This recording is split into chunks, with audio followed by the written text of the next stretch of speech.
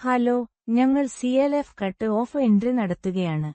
ഞാൻ ബാധ്യത വരെ പ്രവേശിച്ചു. ഇനി നമ്മൾ വരുമാനത്തിലേക്ക് കടക്കുന്നു. ക്ലിക്ക് ചെയ്യാം. പ്രവേശന ഫീസാണ് ആദ്യത്തെ തടസ്സം. രണ്ടാമത്തെ സബ്സ് VGF ആണ്. നിങ്ങളുടെ CLFൽ വരുമാനമായി VGF ഉണ്ടെങ്കിൽ ഇവിടെ ഒരു എൻട്രി ഉണ്ടായിരിക്കും. ഗ്രാന്റ്, സംഭാവന, നിക്ഷേപത്തിൽ നിന്നുള്ള വരുമാനം, FDയിൽ ലഭിച്ച പലിശ. നിങ്ങൾക്ക് യിൽ പലിശ ഉണ്ടെങ്കിൽ ഇവിടെ നൽകുക. ലഭിച്ച പലിശ, മറ്റുള്ളവ. നിങ്ങൾക്ക് ഇവിടെ ബാങ്ക് പലിശ ചേർക്കാം. സിബിഒകളിൽ നിന്ന് ലഭിക്കുന്ന പലിശ, നിങ്ങൾക്ക് പലിശ ലഭിച്ച എല്ലാ വ്യൂകളെയും തിരഞ്ഞെടുത്ത് അവ നൽകുക.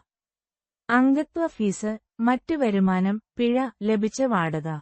ഇവയെല്ലാം വരുമാന ടാബുകളാണ്. വിൽപ്പന, ഇൻവെന്ററിയും പണവിൽപ്പനയും, സേവനം, ജോലി. സ്റ്റാർട്ട് അപ്പ് ഫണ്ട് ആവർത്തിക്കുന്ന. നിങ്ങൾ ഇവിടെ പ്രവേശിക്കും. എനിക്ക് സ്റ്റാർട്ട് അപ്പ് ഫണ്ട് ലഭിച്ചു. ഹ്യൂമെയിൻ ഫണ്ടിലെ മൂലധനം. ഇവിടെ സ്റ്റാർട്ട് അപ്പ് ഫണ്ട് ആവർത്തിച്ചു വരികയാണ്. അതായത്, അടയ്ക്കുന്നതിനും വാടക നൽകുന്നതിനും മറ്റും ഉപയോഗിക്കാൻ കഴിയുന്ന ഒരു നിശ്ചിത തുക നിങ്ങളുടെ കൈവശമുണ്ടെന്നാണ്. അതാണ് നിങ്ങളുടെ വരുമാനവും ചെലവും. ആദ്യം നിങ്ങൾക്ക് SRLMൽ നിന്ന് വരുമാനം ലഭിക്കും, പിന്നീട് അത് ചെലവഴിക്കപ്പെടും. ഇവിടെ സ്റ്റാർട്ട് അപ്പ് ഫണ്ട് ആവർത്തന വരുമാനത്തിലും സ്റ്റാർട്ട് അപ്പ് ഫണ്ട് മൂലധനം ഇക്വിറ്റിയിലുമാണ് നൽകിയിരിക്കുന്നത്, കാരണം അത് നിങ്ങൾക്ക് ഇക്വിറ്റിയാണ്. നമ്മൾ അത് ഇവിടെ എൻ്റർ ചെയ്യും. വരുമാനം, പ്രവേശന ഫീസ്. നമുക്ക് അകത്തേക്ക് കടക്കാം. നിങ്ങൾ ഗോയുടെ പേര് തിരഞ്ഞെടുക്കും. ഞങ്ങൾ തുകയും നൽകും.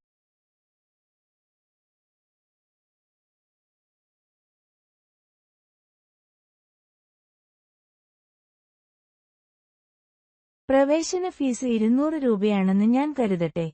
ഞങ്ങൾ ഡാറ്റ സേവ് ചെയ്യും. നമ്മുടെ ഡാറ്റ സംരക്ഷിക്കപ്പെടും, കൂടാതെ ഒരു പ്രത്യേക സംഗ്രഹവും നൽകും.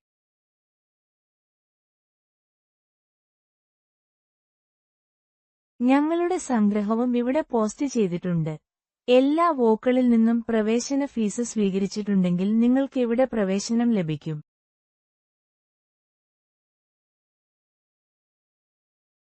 മറ്റു വരുമാന ഓപ്ഷനും ഇവിടെ നൽകിയിരിക്കുന്നു. ലഭിച്ച പലിശ, മറ്റുള്ളവ. നമുക്ക് ബാങ്കിൽ നിന്ന് പലിശ ലഭിച്ചു എന്ന് കരുതുക. ഇവിടെ നിങ്ങൾക്ക് തുകയും എത്ര ലഭിച്ചു എന്നതും എഴുതാം. നിങ്ങൾക്ക് ബാങ്കിൽ നിന്ന് പലിശ ലഭിച്ചുവെന്ന് ഒരു കുറിപ്പ് എഴുതാം.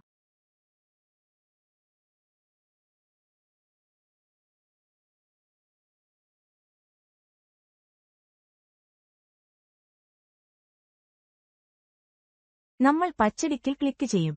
നിങ്ങളുടെ എൻട്രി സംരക്ഷിക്കപ്പെടും. എല്ലാ എൻട്രികളും ഒന്നുതന്നെയാണ്. ഈ പ്രക്രിയയിലൂടെ മാത്രമേ നിങ്ങൾക്ക് വരുമാനം നൽകാൻ കഴിയൂ. നന്ദി.